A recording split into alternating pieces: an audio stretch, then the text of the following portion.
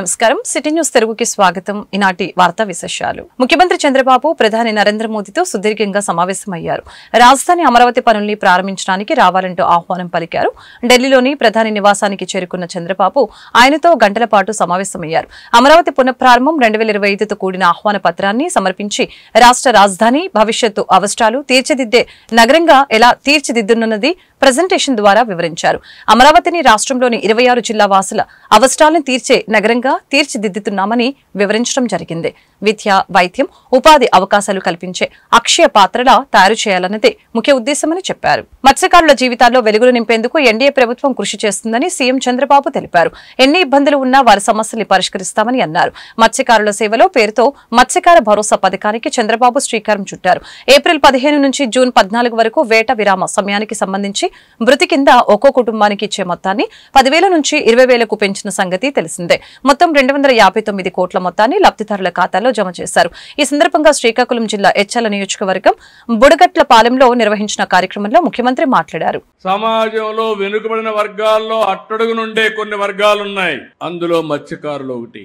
మీరెప్పుడు సముద్రాన్నే నమ్ముకున్నారు. తెల్లవారుతో పోయి అర్ధరాత్రి పోయి మళ్లీ తిరిగి రావాలంటే ఆడబిడ్డలు తిరిగి వచ్చే వరకు ఎక్కడికక్కడ గందరగోళంగా భయాందోళనలో ఉంటారు. అలాంటి జీవితం మీది. అలాంటప్పుడు మీ ఆదాయం కూడా అక్కడికక్కడే వచ్చే పరిస్థితి వచ్చింది. అదే సమయంలో ఈ రోజు మీరు చూస్తే వేట విరామం 2 నెలలు 61 రోజులు మనం ఇస్తాం. దానికి కారణం సముద్రంలో చేపల అభివృద్ధి కావాలి. పిల్లలు వేసే సమయం అది. ఆ సమయంలో డిస్టర్బ్ అయితే చేపే ఉండదు. కాబట్టి విరామం ఇవ్వాలనే ఉద్దేశంతో విరామాన్ని ఇచ్చే పరిస్థితికి వచ్చాం. అదే సమయంలో ఒకప్పుడు మీరు విరామం ఇస్తే, ఎందుకంటే మీరందరూ కూడా ఇప్పుడు కూడా సముద్రానికి పోతేనే మీ కడుపు నిండుతుంది. ఒక రోజు పోకపోతే ఆ రోజు పస్తే. అందుకే నేను ఆలోచించిన తర్వాత 14వ సంవత్సరం 15వ సంవత్సరంలోనే వేట విరామం సమయంలో ఆర్థిక సహాయం ఇవ్వాలని నిర్ణయించిన పార్టీ తెలుగుదేశం పార్టీ అని చెప్పి నేను మీకు తెలియజేస్తున్నా. ఆ తర్వాత ఒక 10,000 ఇచ్చారు. 10,000 ఇచ్చారు కానీ చాలా ఉపన్యాసాలు చెప్పారు. ఫిష్ ఆంధ్ర అన్నారు. 300 కోట్లు ఖర్చు పెడతా ఉన్నారు. ఏం పెట్టారో నాకైతే అర్థం కాలేదు. ఏ మత్స్యకారుడి జీవితమైనా బాగుపడిందా అని మిమ్మల్ని అడుగుతున్నా. మీకు లాభం జరిగిందా అని మిమ్మల్ని అడుగుతున్నా. ఈ రోజు నాకు కష్టాలున్నాయని నేను చెప్పొచ్చు కానీ నేను చెప్పను. అందుకే 1,29,178 కుటుంబాలకి 20,000 చొప్పున 259 కోట్ల రూపాయలు మీ అకౌంట్ లో ఈ రోజు నేను వేసానని చెప్పి కూడా నేను మీకు తెలియజేస్తున్నాను. ఏపీలో స్కీమ్లు లేవు కానీ స్కామ్లు మాత్రం విచ్చలవిడిగా ఉన్నాయంటూ వైఎస్ఆర్సీపీ అధికార ప్రతినిధి పుత్తా శివశంకర్ రెడ్డి మండిపడ్డారు. ఇసుక, మట్టి, లిక్కర్, మైనింగ్, రాజధాని పనుల్లో సైతం అవినీతి విలయతాండవం చేస్తుందని చెప్పారు. ప్రభుత్వంలోని పెద్దలకు వారి సన్నిహితులకి కారుచౌకగా భూములు కట్టపెట్టేస్తున్నారని ఆగ్రహం వ్యక్తం చేశారు. శనివారం ఆయన మీడియాతో మాట్లాడారు. కనీసం ఒక టీ కంటే తక్కువ ఖర్చుకి భూములు దోచిపెడుతున్నారని మండిపడ్డారు. కూటమి ప్రభుత్వం ఏర్పడిన తర్వాత స్కీములు అనేటువంటి లేవు కానీ స్కాములు మాత్రము విచ్చలవిడిగా ఉన్నాయి.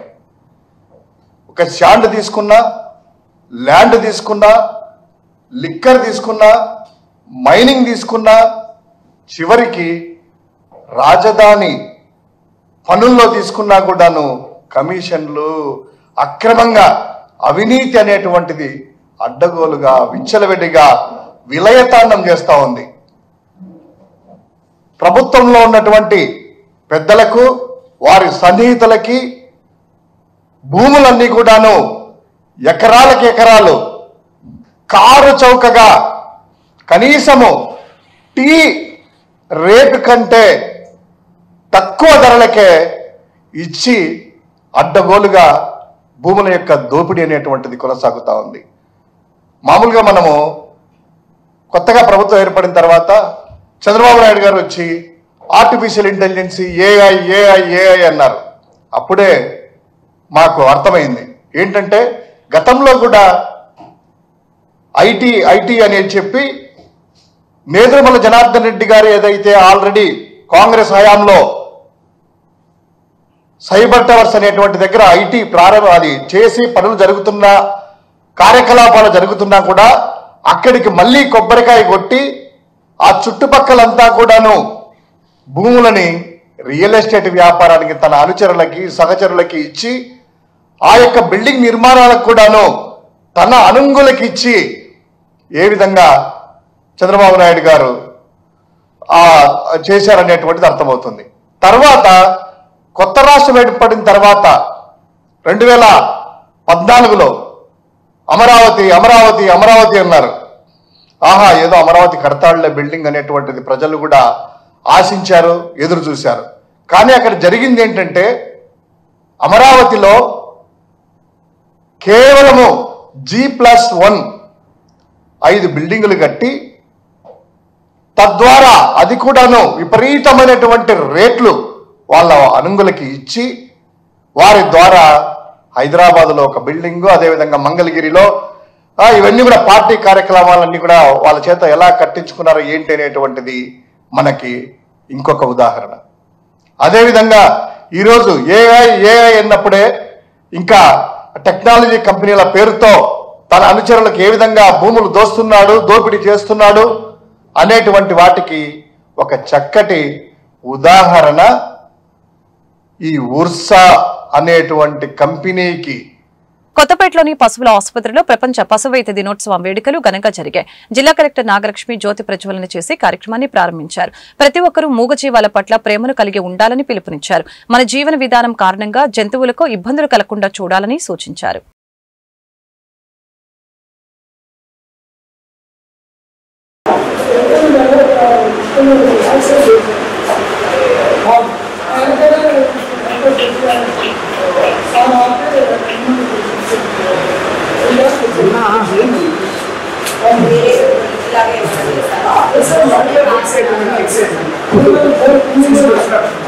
కొద్ది పక్కన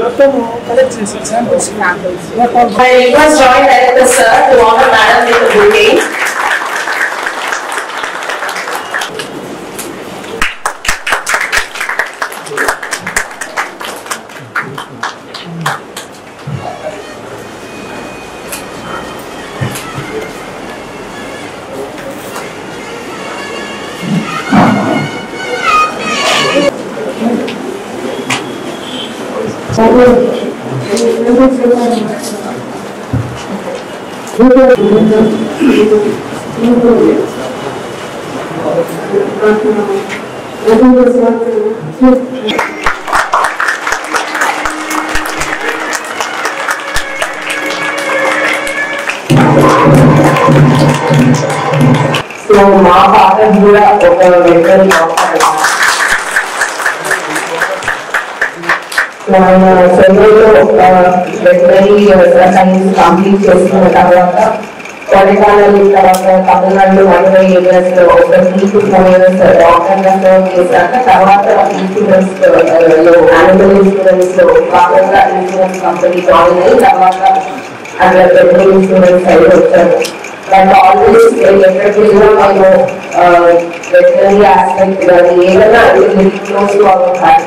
సో మా ఫాదర్ కూడా ఎక్కడికి వెళ్ళినా నా పోస్టింగ్స్ ప్లేస్ మాట్లాడే కదా ప్రతి చోట నేను మాట్లాడితే ఆయన వచ్చినప్పటికీ ఇక్కడ హాస్పిటల్ ఎక్కడ జేడీ ఎవరు బీపీ ఎవరు నేను వెళ్ళి కలుస్తాను మాట్లాడతాను అట్లా వస్తుంటాను. ఆబ్వియస్లీ ఇక్కడ ఐ థింక్ బెనిఫిట్ గా పెట్టాను అంటే సో ఇక్కడనే కాదు నేను టూర్స్ వెళ్ళినప్పుడు కూడా ఎక్కడన్నా అవకాశం ఉన్నా వెళ్ళి అక్కడ కూడా మనతో ఒక హాలిడే వెళ్తున్నాం అనుకోండి సడన్ గా అక్కడికి ఇక్కడ వెంటనే హాస్పిటల్ ఎక్కడ కలుస్తున్నాం వెళ్దాం అట్లా వచ్చి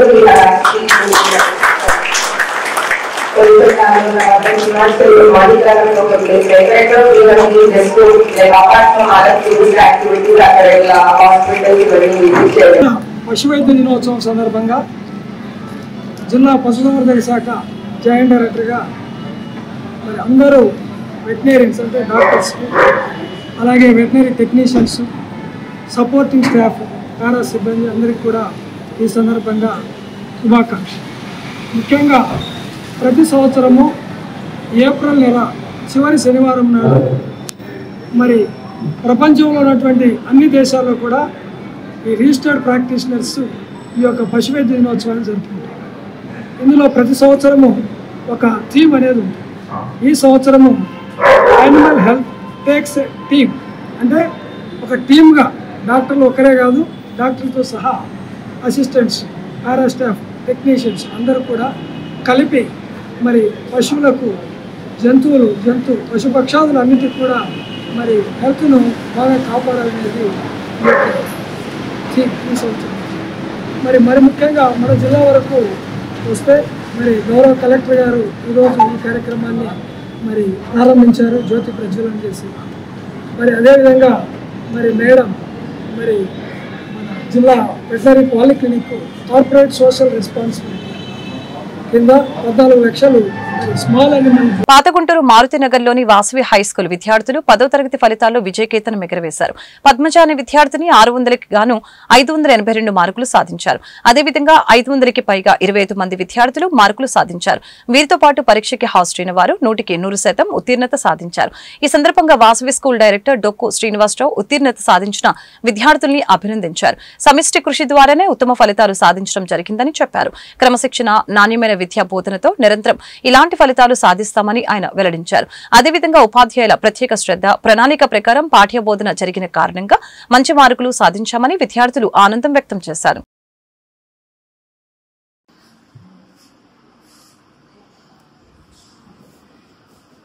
పాతగుంటూరు మారుతినగర్ 2వ లైన్లోని వాసవి హై స్కూల్ విద్యార్థులు ఎస్ఎస్సి 2025లో విజయవంతంగా ముగించినందుకు చాలా ఆనందంగా ఉంది. 600కు గాను 582 మార్కులు అత్యధికంగా సాధించి హాజరైనటువంటి ప్రతి విద్యార్థులందరూ కూడా చక్కని ఫలితాలు సాధించడమే కాకుండా 27 మందికి సగానికి పైగా 500 మార్కులు క్రాస్ అయినందుకు చాలా ఆనందంగా ఉంది. ఈ విషయాల్లో సహకరించినటువంటి మా సైకాలజిస్ట్ సుబ్బార చంద్రశేఖర్ గారికి కానివ్వండి, మా అధ్యాపక బృందం మొత్తానికి, అలాగే మా ప్రిన్సిపల్ మేడం పద్మజ గారికి అందరికీ ధన్యవాదాలు తెలియజేస్తున్నాను. ఈ కార్యక్రమాన్ని ఇంత దిగ్విజయంగా కొనసాగడానికి సహకరించినటువంటి విద్యార్థుల తల్లిదండ్రులకు కూడా మనస్ఫూర్తిగా ధన్యవాదాలు తెలియజేస్తున్నాను. నా పేరు పద్మజ. నేను శ్రీ వాసవి హై స్కూల్లో 7 years గా చదువుతున్నాను. నాకు 600కి 582 స్కోర్ వచ్చింది. దానికి ఈ స్కూల్లో ఉన్న స్టాఫ్ అందరూ చాలా బాగా హెల్ప్ చేశారు. మా డైరెక్టర్ సార్ శ్రీనివాస్ గారు, మా డైరెక్టర్ మ్యామ్ పద్మజ గారు చాలా బాగా హెల్ప్ చేశారు. ఇంకా స్టాఫ్ అందరూ ఎప్పుడు డౌట్ వచ్చినా క్లారిఫై చేసేవారు. ఈ స్కూల్లో చాలా బాగా ఎడ్యుకేషన్ ఉండిద్ది. సైకాలజీ సార్ కానీ మా డైరెక్టర్ సార్ కానీ ఎంతో మోటివేట్ చేసేవారు. Thank you. నాకు ఇంత మంచి స్కోర్ రావడానికి కారణం నా teachers, my head sir, head ma'am, మా mother and father. Thank you. నా పేరు సయ్యద్ సత్తార్ బాబు. నేను శ్రీవాసవి హై స్కూల్లో చదువుతాను. నేను 4th క్లాస్లో ఈ స్కూల్లో జాయిన్ అయ్యాను. ఈ సంవత్సరం నా 10th అయిపోయింది. 600కి 578 స్కోర్ చేయగలను ఈ స్కూల్లో. నేను ఈ కారణం నా హార్డ్ వర్క్, నా పేరెంట్స్, నా టీచర్స్ కూడా కారణం. నేను 9th క్లాస్ నిన్న ఇక్కడ చదువుతున్నాను. నాకు ఎస్ఎస్సి ఎగ్జామ్స్లో 600కి 571 వచ్చినాయి. దీనికి కారణమైన నాకు హెల్ప్ చేసిన టీచర్కి థ్యాంక్ యూ. నా పేరు ముఖేష్. నేను వాసవి స్కూల్లో 1st నుంచి చదువుతున్నాను. ఈ 2025 ఎస్ఎస్సి ఎగ్జామ్స్లో 600కి 550 స్కోర్ అయ్యాను. మార్క్స్ స్కోర్ చేయడానికి టీచర్స్ ఎంతో హెల్ప్ చేశారు. Thank you. పరుచూరి వీర రాఘవులు సేవా సంఘం ఆధ్వర్యంలో పరుచూరి సంజీవరావు నేతృత్వంలో నల్లపాడులో నిర్వహించిన క్రికెట్ టోర్నమెంట్ ముగిసింది. ఇందులో భాగంగా శనివారం ఫైనల్ మ్యాచ్ నిర్వహించారు. సాగర్ వారియర్స్ జానీస్ 11s హోరాహోరీగా తలపడ్డారు. జానీస్ 11s పై సాగర్ వారియర్స్ జట్టు విజయం సాధించింది. జానీస్ 11s టీం 12 ఓవర్లతో 71 పరుగులు చేయగా సాగర్ వారియర్స్ 4 వికెట్ల నష్టానికి 1.3 ఓవర్లతో ఛేదించింది. ఫైనల్ మ్యాచ్ ముగిసిన అనంతరం విజేతలకి బహుమతులు అందజేశారు. ఈ కార్యక్రమంలో ఎమ్మెల్యే గల్లా మాధవి, మేయర్ షజీలా, ఇతర అధికారులు పాల్గొన్నారు.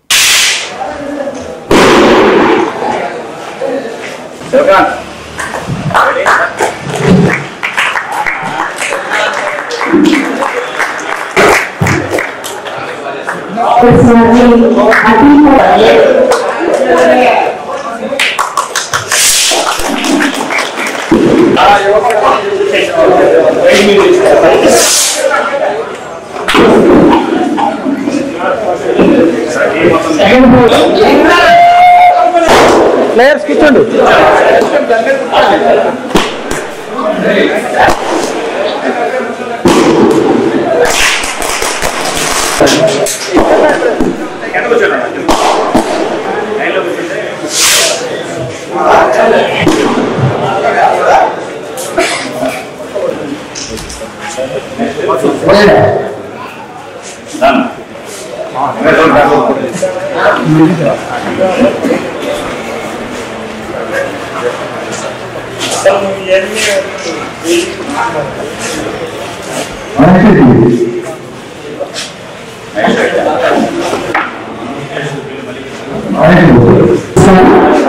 చేసిన యువతకి కూడా నమస్కారం.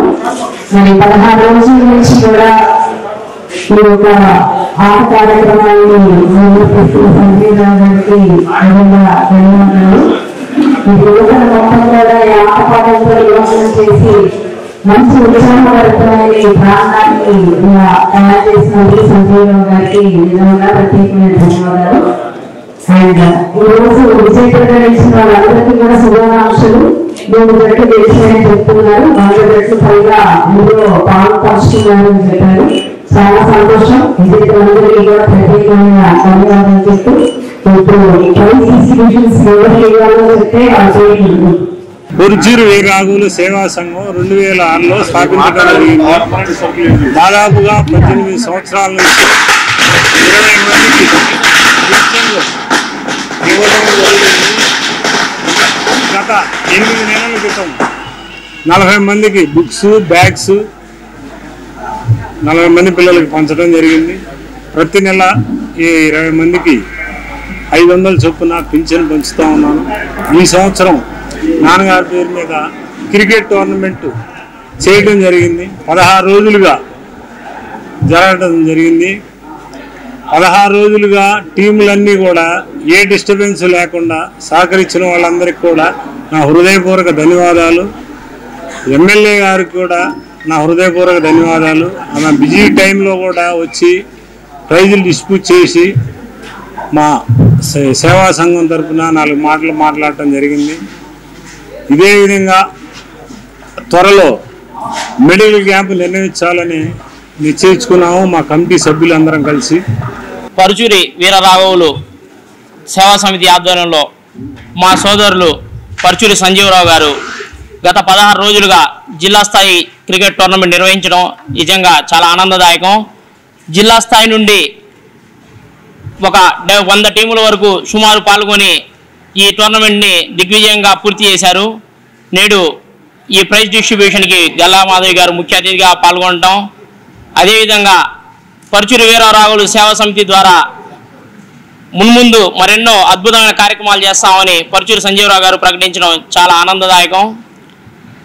ధనాన్ని అందరూ సంపాదిస్తారు, కానీ కొందరికే ఖర్చు పెట్టేటువంటి మనస్తత్వం ఉంటుంది. జమ్మూ కాశ్మీర్ లో జరిగిన ఉగ్రవాద దాడి అత్యంత కిరాతకమైందని మాజీ ఎమ్మెల్సీ కెఎస్ లక్ష్మణరావు తెలిపారు.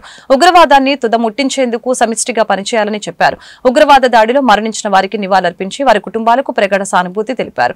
ప్రపంచానికి క్యాన్సర్లా పరిణమించిన ఉగ్రవాదాన్ని పూర్తి స్థాయిలో నిర్మూలించడానికి కులమతాలకు అతీతంగా కృషి చేయాలని కోరారు.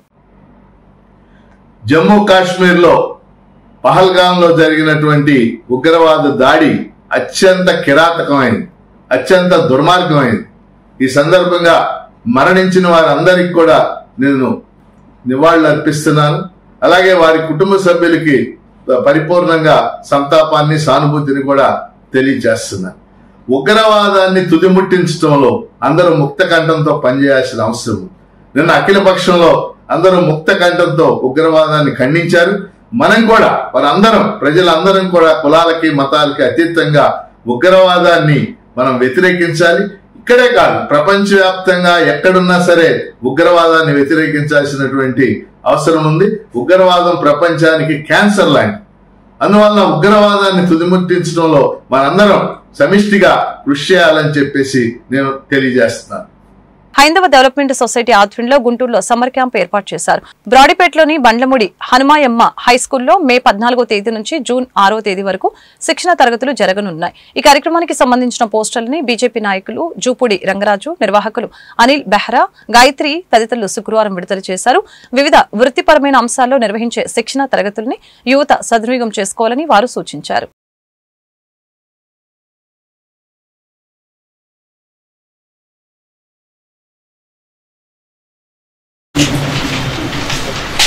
సమ్మర్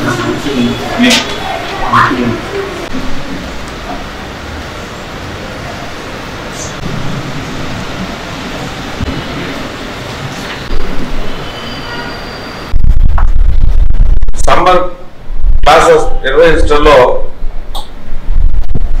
గత కొన్ని సంవత్సరాల ముందంజలో ఉంటున్నారు. ఈ ఎండాకాలంలో పిల్లలకు సెల్ఫ్ డెవలప్మెంట్, సెల్ఫ్ ఎంప్లాయ్మెంట్, వాళ్ళకు ఉండేటువంటి స్కిల్స్ బయటికి తీసి నేర్పించి వాళ్ళకు ఉపాధి కల్పన చేసేటువంటి ఆస్కారాలు కల్పించాలని చెప్పి ఐంద్ర డెవలప్మెంట్ సొసైటీ గుంటూరు శాఖ వారు ఆలోచన చేసి మై మేరా గాయత్రి, అనిల్ కుమారు, అనిలు అంటే ఈ శాఖ తరఫు వాళ్ళందరూ కూడా అనేక క్లాసెస్ నిర్వహించాలనే ఉద్దేశం పైన భగవద్గీత శ్లోకాలు నేర్పించడంలోనూ చిన్నపిల్లలకి అంటే ఈ మధ్య మామూలు ఆంధ్రాలో ఉండేటువంటి ఫుడ్స్ కాస్త కొంచెం మారిపోయింది, కల్చర్ మారిపోయింది. కాబట్టి రాబోయే పిల్లలకు పిల్లల తరాలకు అంటే fast food culture, fast food లో కూడా Andhra type of fast food culture ఎట్లా నిర్వహించాలో వాటికి కూడా శిక్షణ ఇవ్వడంలోనూ, దాంతోపాటు మగ్గం స్కిల్స్ నేర్పించడం, అన్నిటికన్నా ముఖ్యమైనది ఏంటంటే మధ్య నమస్కారం. మనం చూస్తున్నాము దాదాపు ఇంటర్మీడియట్ 10th క్లాస్ విద్యార్థులందరికీ కూడా ఎగ్జామ్స్ రిజల్ట్ కూడా వచ్చే సందర్భం. మే నెల 14వ తారీఖు నుంచి మండలమూడు అన్నమయ్యమ్మ ఉమెన్స్ కాలేజీలో హైందవ డెవలప్మెంట్ సొసైటీ నెహ్రా గాయత్రి గారి నిర్వాహకురాలుగా నెహ్రా అనిల్ గారు, అట్లనే గుంటూరు జిల్లా అధ్యక్షుడు శంకర్ గారి ఆధ్వర్యంలో ఉచిత వేసవి శిబిరం నిర్వహిస్తున్నారు.